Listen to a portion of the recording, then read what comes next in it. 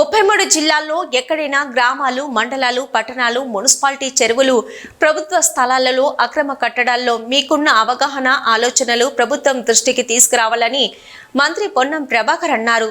చెరువుల పరిరక్షకులు అందరూ ఎక్కడెక్కడ ఆక్రమణకు గురయ్యాయో వాటి ఆధారాలు, ఆనవాలు సంబంధిత అధికారులకు ఇవ్వాలని కోరారు.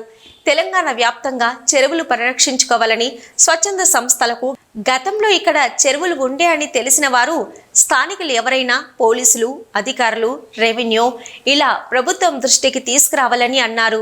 తెలంగాణ రాష్ట్ర వ్యాప్తంగా ముందుగా రాజధాని నగరంలో, దాని తదుపరి అన్ని జిల్లాల్లో కూడా ఎక్కడైతే చెరువులు ఆక్రమణకు గురైనాయో వాటిని తిరిగి చెరువులను పునరుద్ధరించడానికి రేపొద్దున ఈ యొక్క భౌగోళిక పరిస్థితుల్లో వాతావరణ కాలుష్యాన్ని నుంచి వాతావరణాన్ని పరిరక్షించుకోవడానికి, పర్యావరణాన్ని పరిరక్షించుకోవడానికి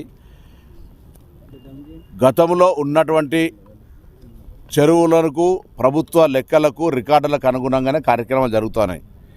నేను మరొక్కసారి తెలంగాణ రాష్ట్ర వ్యాప్తంగా ఈ చెరువులు పరిరక్షించాలనుకునేటువంటి స్వచ్ఛంద సంస్థలకు లేదా గతంలో ఇక్కడ చెరువు ఉండి అని తెలిసినటువంటి వాళ్ళు ఎవరైనా సరే గౌరవ అధికారుల దృష్టికి, పోలీసులు కానీ, రెవెన్యూ కానీ లేదా ప్రజాప్రతినిధుల దృష్టికి, పాత్రికేయుల దృష్టికి తెచ్చి వాటిని పరిరక్షించుకునేటువంటి బాధ్యత అక్కడి స్థానికులకే.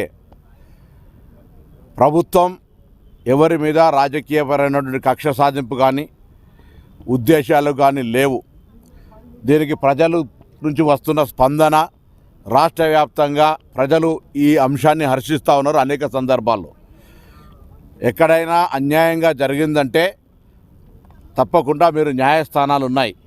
కానీ ఈరోజు జరుగుతున్నటువంటి చెరువుల ఆక్రమణలకు సంబంధించిన అంశం పట్ల ఈ ప్రభుత్వం సీరియస్గా ఉందని, ఇది ఒకప్పుడు హైదరాబాద్ మంచి చెరువుల నగరంగా ఉన్నటువంటి, చెరువుల యొక్క లేక్ సిటీగా ఉన్నటువంటి హైదరాబాద్ నగరాన్ని పరిరక్షించుకోవడానికి చెరువుల పరిరక్షకులందరూ కూడా ఇంకెక్కడెక్కడైతే ఆక్రమణలు గురైనాయో వాటి ఆధారాలు, వాటి ఆనవాళ్ళు, వాటి చరిత్రకు సంబంధించిన అంతా కూడా తీసుకొచ్చి సంబంధిత అధికారులకు ఇవ్వాలని కోరుతాను. ఇదే విధంగా 33 జిల్లాల్లో కూడా ఎక్కడైనా అది గ్రామం కావచ్చు, పట్టణం కావచ్చు, మండలం కావచ్చు, మున్సిపాలిటీ కావచ్చు, చెరువులకు సంబంధించి లేదా ప్రభుత్వ స్థలాల్లో అక్రమాలు కావచ్చు, ప్రభుత్వ అనుమతులు లేకుండా